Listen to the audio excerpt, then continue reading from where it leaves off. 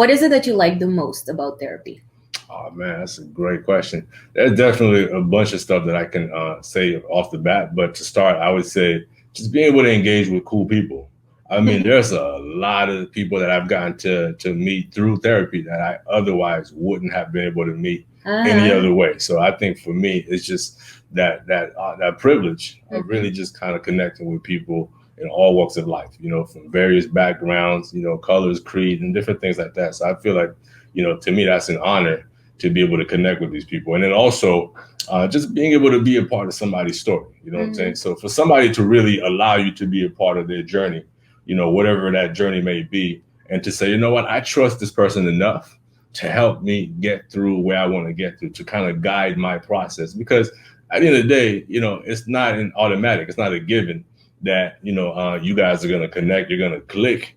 And so for somebody to trust you with that, to say, I want you to help guide my journey and guide my process, I think it's unique. So let me give you an example. It's like if I were to go to like the airport or like a coffee shop and I see somebody sitting down and I'm looking at them and I'm observing them and I'm like, oh, this looks like a cool person.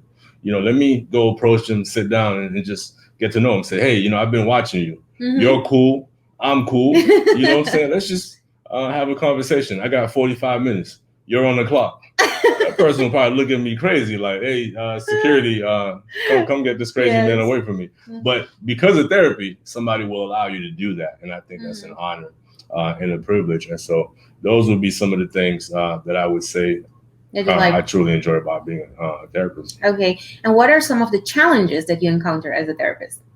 That's a good question too. So obviously, like we just talked about, it's not always the case that you're going to have the right fit, because at the core of it, therapy is really about two things. It's about the client therapist fit, like does the client and the therapist gel, and then also the client's readiness to do the work. So if we don't vibe, I'll probably be able to pick up on that, and more than likely the client can pick up on that too. And then if I can also sense that the client is not truly ready to do the work, then it's like kind of like the old adage of leading a horse to water, but you can't make him drink it kind of thing. And the goal is not for me to make anybody do anything that they're not prepared to do. So if there's a lot of resistance from the client of them maybe not being ready to kind of do certain things, then that will reflect and maybe them not wanting to do homework and not really wanting to really do the work because they have to do the work. A lot of times it's not just me sitting with you for 45 minutes. The bulk of the work is done outside of session, outside of treatment. So the client has to be willing and ready to do that work. Another thing too is, as a therapist, one of the things that I truly enjoy, which I think kind of helps treatment, and if those things aren't present, then it could also make for difficult situations, difficult sled ahead, is as a therapist, you got to be available. And a lot of times we take that for granted. Like I've talked to certain clients where they'll tell me like, man, you're like the first person who answered your phone.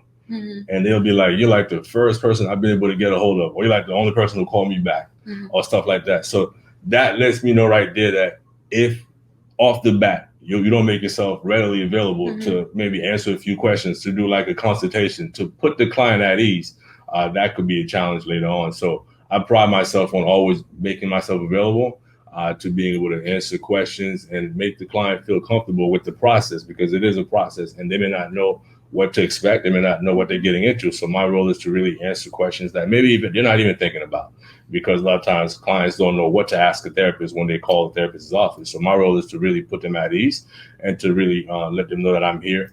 And even during the process, I'll always tell clients if they have specific things that come up throughout the week, to just like reach out. And if it's something that's not an emergency, I can try to help, provide support to them. And then the other thing that I think is also important is relatability.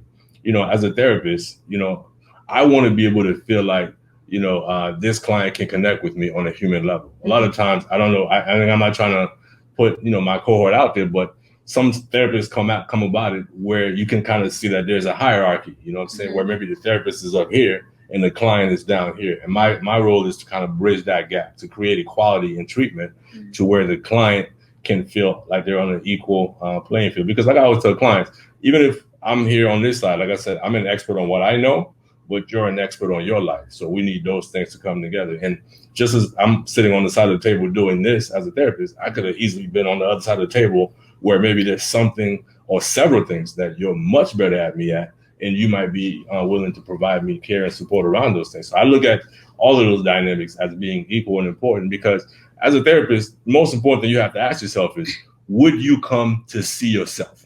Mm-hmm. And if you can't answer that quick, fast, in a hurry, then it might be time to do something else. Because if I can not say without, beyond a shadow of a doubt, 100% that I would come to me, then I may need to start finding myself in a whole nother game.